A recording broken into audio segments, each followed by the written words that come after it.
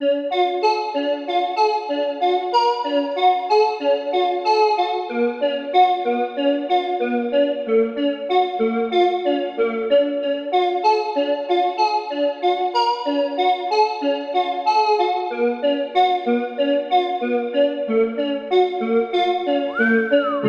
don't know what to do, I don't know what to say.